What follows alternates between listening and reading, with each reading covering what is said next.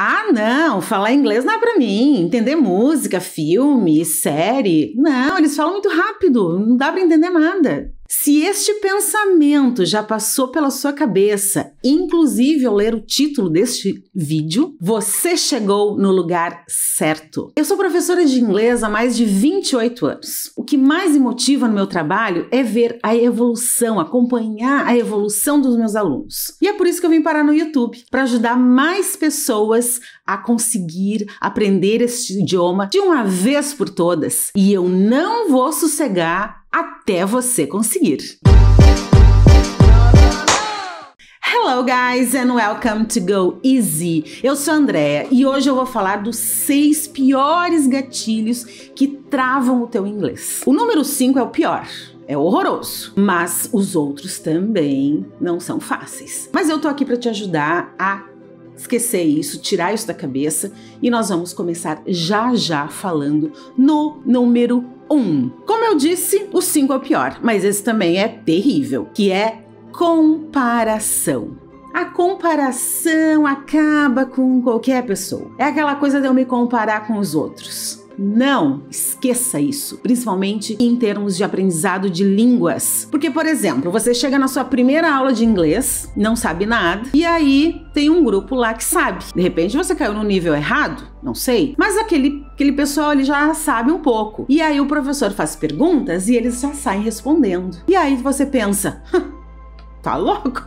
Eu vou embora daqui, eu dou um lugar errado, vai perguntar pra mim, eu não vou saber falar? E aí como é que fica? E desiste. Não, gente. Não se compare com os outros. Cada um tem um ritmo, cada um tem uma forma de aprender. Então, se você for se comparar a alguém, só se compare a você mesmo. Por exemplo, eu comecei a estudar inglês há 6 meses atrás e agora eu venho estudando, eu venho me dedicando. Como é que tá o meu inglês comparado a 6 meses atrás, quando eu iniciei? Só essa comparação é válida com você mesmo. O que a gente pode fazer é ter alguém como referencial. Aí é saudável. Por exemplo, vou contar uma historinha para vocês aqui, minha. Quando eu iniciei o curso de letras, há muitos e muitos anos atrás, eu era bem novinha e eu não sabia nada de inglês. E aí eu cheguei bem feliz na minha primeira aula, com a minha primeira professora de inglês da universidade, e percebi que os meus colegas falavam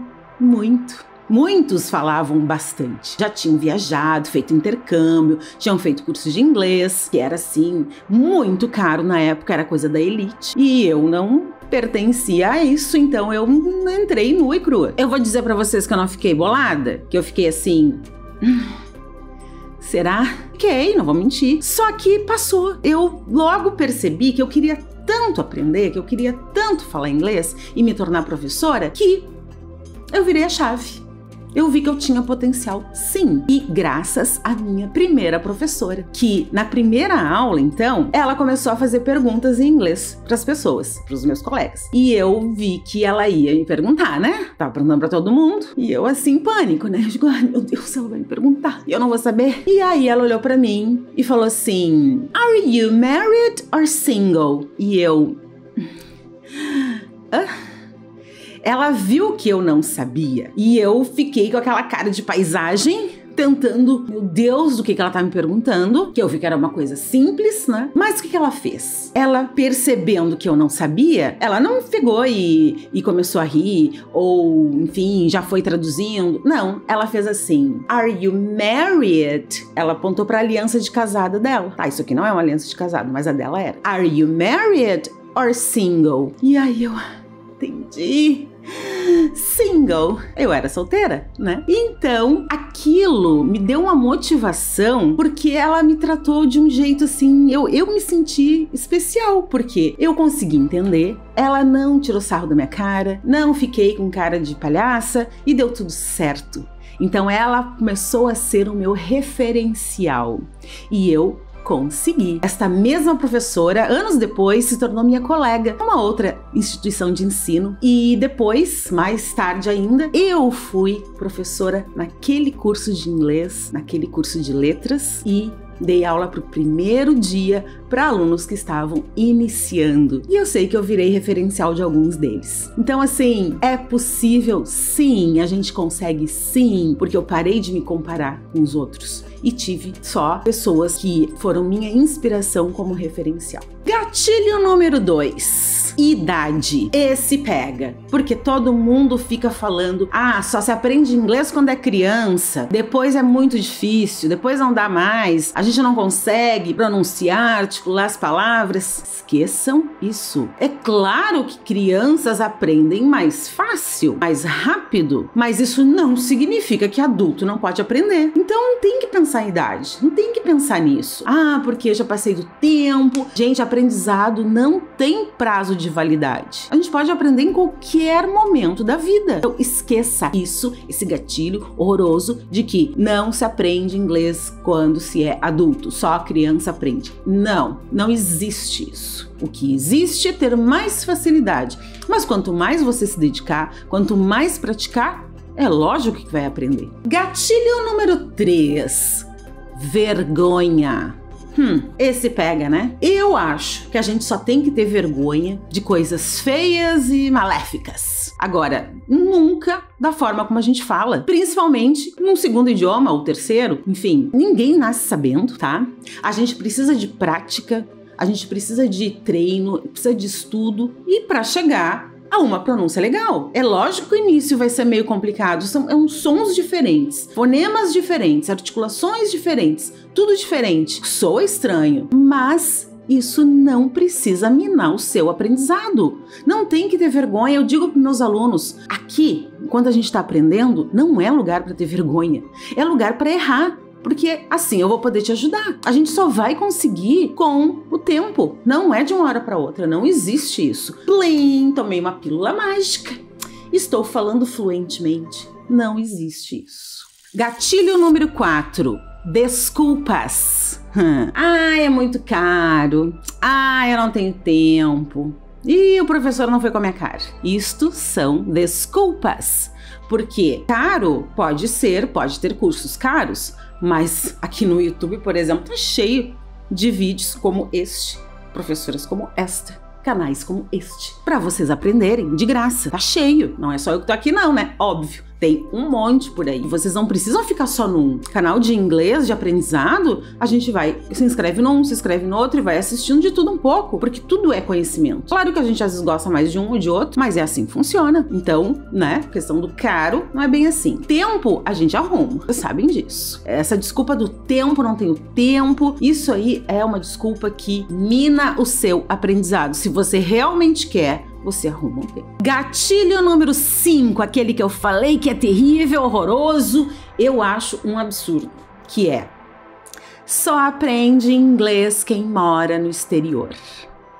Meu Deus, eu já ouvi muito isso e eu vou contar uma coisa para vocês. Eu nunca morei no exterior e eu dou aula há mais de 28 anos. Já dei aula em todos os níveis que vocês possam imaginar, em todos os lugares que vocês possam imaginar. Como é que eu adquiri fluência? Como é que eu falo inglês fluentemente? Como é que eu sei ensinar sem ter morado no exterior? Ah, porque eu não tinha, então. Claro que é bom, né? Claro que é legal se puder passar um tempo fora. Não vou dizer que não. Quando eu comecei no curso de letras, muitos dos meus colegas, como eu falei pra vocês, tinham feito intercâmbio. Era o meu sonho fazer intercâmbio na época, mas não deu. E aí o que eu fiz então? Como era uma universidade e recebia muitas pessoas de fora, a pessoa aqui, a Andréa, ia catar essas pessoas pra conversar, nem que fosse pra ouvir eles falando, porque não tinha internet, né, gente? Óbvio, faz um século isso. Então não tinha como eu ficar conversando com alguém realmente assim ao vivo. Então eu ia atrás dessas pessoas. Eu tava sempre grudada com eles. Chegava alguém novo, eu ficava sabendo, mas já tava lá eu querendo ouvir, nem que fosse só pra ouvir. E aí me arriscava, falar um pouco, e assim foi indo. E claro, assistia filmes, legendados, lógico. Eu tirava música. Aquela coisa de tirar música, você não sabe o que é isso, né? Quem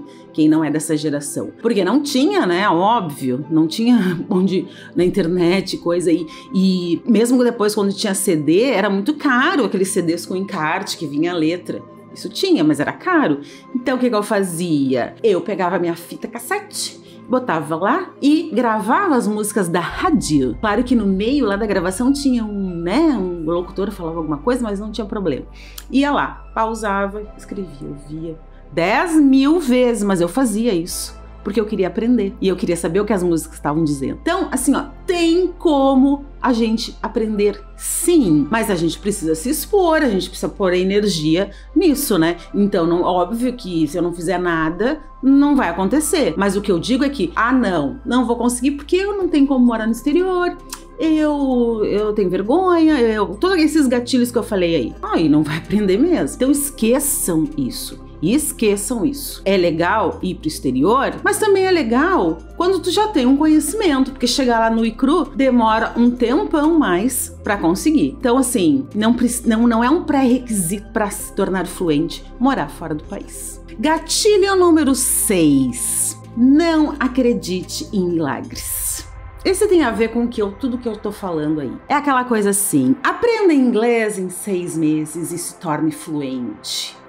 Ou 3 meses. Ou assista esse vídeo e saia fluente em inglês. Isto é blá, blá, blá. Isto não existe. Milagre não existe. Por que eu disse que tem a ver com o que eu já falei? Porque para eu aprender um idioma, um segundo idioma, um terceiro idioma, eu preciso colocar uma dedicação aí, uma força, uma energia. Eu preciso fazer alguma coisa, preciso estudar. Por osmose não vai aprender. E não existe milagre assim, plain, que nem aquela da pílula mágica. Não existe. Tem que ter dedicação. Esses 6 meses vão ser de imersão no idioma? Você vai ficar 24 horas por dia estudando, falando, ouvindo inglês? Bom, aí é diferente. Agora, 2 vezes por semana em 6 meses? 1 vez por semana em 6 meses, ninguém fica fluente, que tá começando do zero. Não é assim. Pode adquirir um bom conhecimento, mas não assim, vou entender tudo, posso viajar e não vou ter problema. Não é assim. Então não acredite em tudo que as pessoas falam. Então tem gente maldosa por aí? Tem, né? Tem. Em todos os lugares tem. Porque que com idiomas ia ser diferente? Tem gente que quer vender e aí fala que, em 1 mês tu vai sair falando inglês. Não é assim. Até porque cada um tem um ritmo, né? Depende aonde que tu vai partir, até onde que vai chegar. Depende de vários aspectos. Principalmente, qual é o tempo que você vai dedicar de exposição a este idioma. Isto é tudo. Isto é que vai dizer o tempo que você vai levar para se tornar fluente, além do seu próprio ritmo. Então, milagres até podem acontecer, mas não assim. Não em termos de aprendizado de línguas. Então esses eram os 6 gatilhos que eu queria falar para você e presta bem atenção no que eu disse, põe na cabeça que eu não tenho que ficar pensando nessas coisas, porque senão nunca vou conseguir chegar onde eu quero, que é falar inglês fluentemente, entender, conversar, escrever, ler, todas as habilidades da língua. É possível conseguir? Sim, em qualquer tempo, em qualquer idade, mas precisa de dedicação. Com certeza. E se vocês quiserem, este canal aqui tem vários conteúdos para vocês. Faz aí um Go Easy Flix e comece de uma vez por todas a melhorar o seu inglês, a aperfeiçoar o seu inglês e aprender muito, porque eu estou aqui para isso, para te ver falando inglês, aprendendo e fluente. E eu não vou sossegar até eu conseguir. Até o próximo vídeo. Bye!